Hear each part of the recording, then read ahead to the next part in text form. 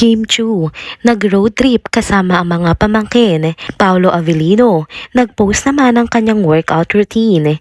Kim, nag-organize ng charity event bago matapos ang taon. Tara, kwentuhan muli tayo.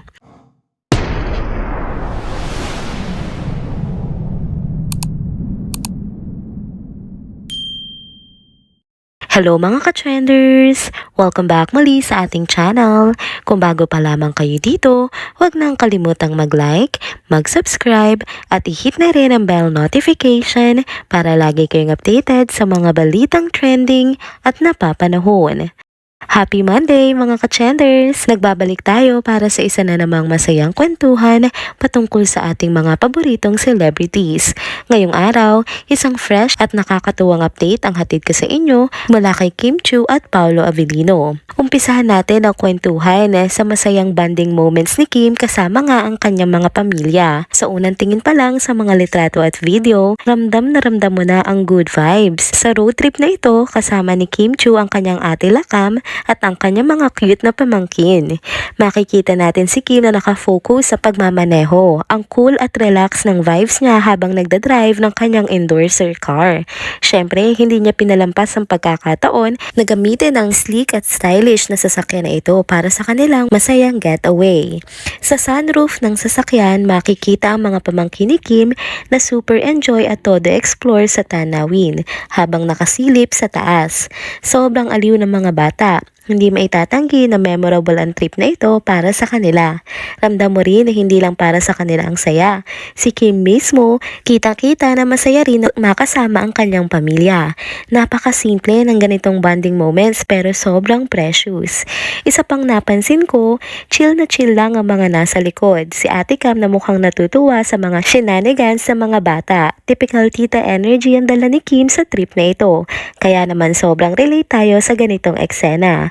Wala nang masasarap pa sa simpleng road trip kasama ang pamilya, hindi ba? Ang mga ganitong moments nga ay perfect reminder na kahit nga gaano ka-busy ang schedule ni Kim, binibigyan niya talaga ng oras ang pamilya niya.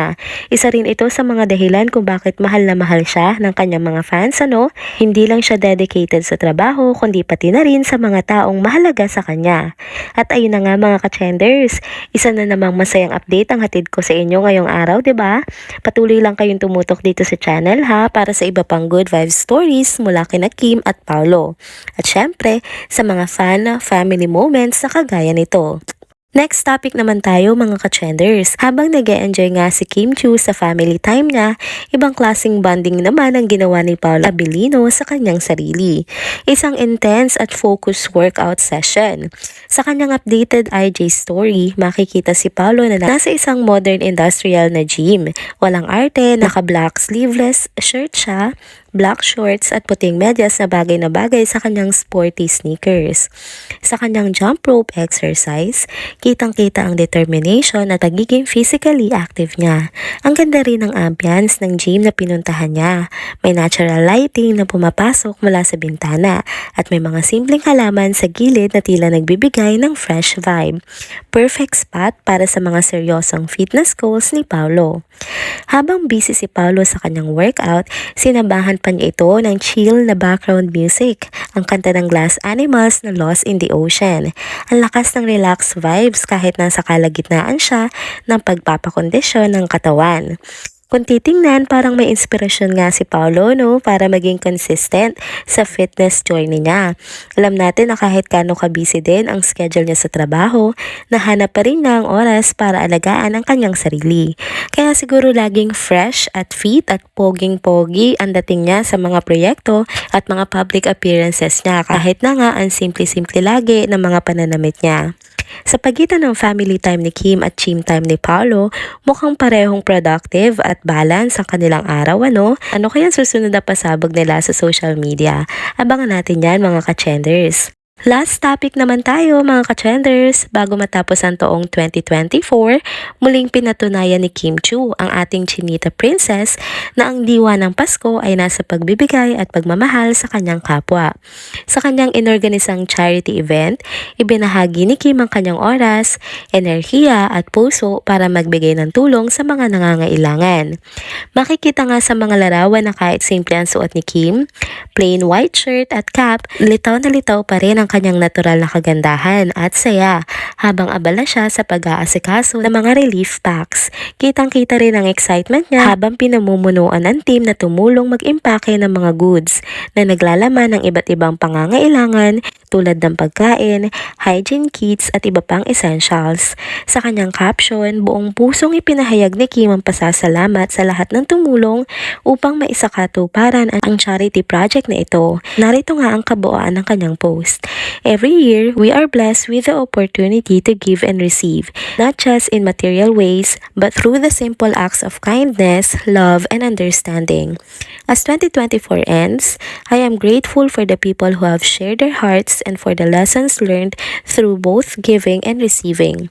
Here's to another year of embracing life's gifts, both big and small, and spreading gratitude and compassion wherever we go. Special thanks to you at Chowking PH, at Sisters Feminine Pads, at Julie's Bake Shop, at SuperQ_Bihon, and to #Team Chinita. Thank you so much.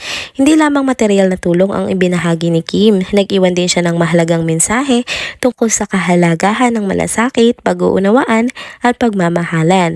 Ang ganitong klaseng proyekto ay nagiging daan upang magbigay inspirasyon sa maraming tao na magtulungan at magbigay sa kapwa. Maraming netizens ang bumilib kay Kim sa pagiging hands-on niya sa event na ito.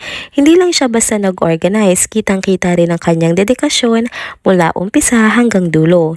Dagdag pa rito, pinasalamatan din niya ang Chowking, Sisters Feminine Pads, Julie's Bake Shop, SuperQ Bihon at ang kanyang ever-reliable #Team Chinita na naging katuwang niya sa pagbuo ng charity event na ito.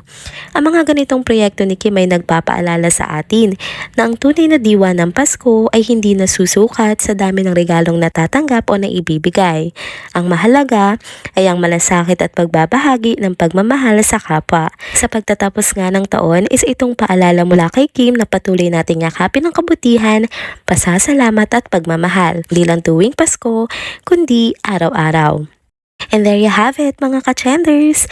Dito na po muna nagtatapos ang ating isa na namang trending video update.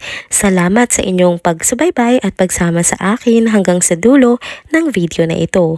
Pero bago kayo umalis, huwag niyo pong kalimutang mag-like, mag-subscribe, mag-comment at i-hit na rin ang bell notification para lagi kayong updated sa mga balitang trending at napapanahon.